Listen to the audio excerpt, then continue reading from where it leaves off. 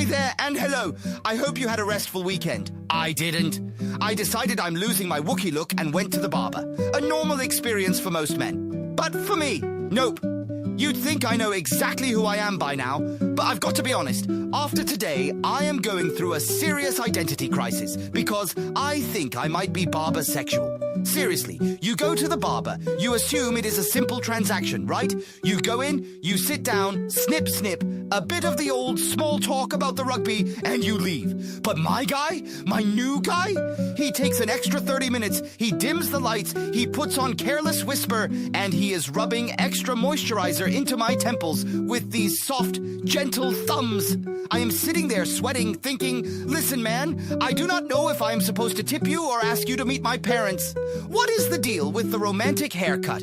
People think breaking up with a woman is hard, but try breaking up with a barber. A woman takes your records and your dignity, but a barber takes your ear. I cannot go anywhere else. It would absolutely break his heart. If I go to Supercuts, I am convinced he is going to be standing outside in the rain, looking through the window, crying, just watching another man trim my sideburns going, I thought we had something special, Greg. I gave you that extra moisturizer. It's terrifying, which actually explains a lot, because I saw a new survey in Men's Health that says men are staying in toxic relationships longer than ever, which makes perfect sense to me, since I am currently being held emotionally hostage by a man who plays French romantic music, rubs lotion on my head, and holds a straight razor to my throat.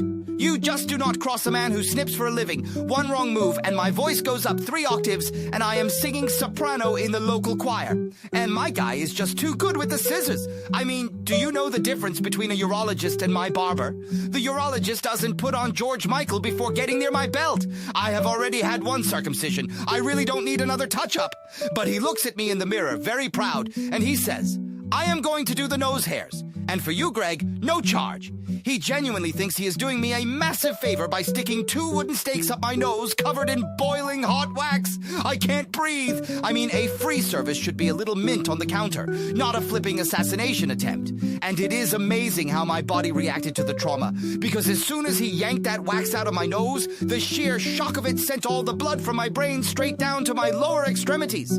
The blood realized, oh my God, we gotta get out of the head, evacuate the face. So then it goes as far south as it possibly can. So my top head is fighting for its life, and my bottom head thinks we are front row at a Barry White concert. So now I have a full-blown erection under the barber cape. He's trying to make me look presentable for polite society, but instead turned me into a public menace.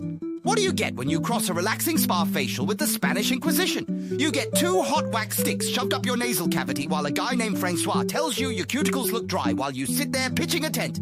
So I'm sitting. The French accordion music is playing, the moisturizer is flowing, and my truth is, he sees it. He definitely sees the tent, and he is getting the wrong idea. Meanwhile, his truth is, wow, the knee rest on this chair is really popping up today. The sheer irony of the barber cape is unbelievable. They put that nylon bib on you to protect you, to keep the little itchy hairs off your shirt. But when the blood rushes south and you get the tent pole going, that cape is no longer a shield, my friend. It is a high-definition projector screen for your deepest, darkest shame. I am sitting there praying he does not ask me to stand up. Just brush the neck, Francois. We are good. Do not look down. It's like an Olympic sport. The Olympics are adding all these extreme sports now, like rock climbing and skateboarding. But if they really want an extreme sport, they should add getting your nose hairs waxed, because the adrenaline spike is so intense, it sends all the blood to your groin and makes you question your entire sexuality in under 10 seconds. I had to do some serious soul searching in that swivel chair today. I thought, well, this is it. I am exclusively aroused by men who smell like talcum powder and sweeping. It is a very narrow dating pool. But you know what the most ironic, absolute, most ridiculous part of the whole ordeal was? After the romantic music, the suffocation, the boiling hot wax, and the sheer terror of sitting there fully erect in a strip mall on a Sunday afternoon, I still tipped him 20%. I felt obligated.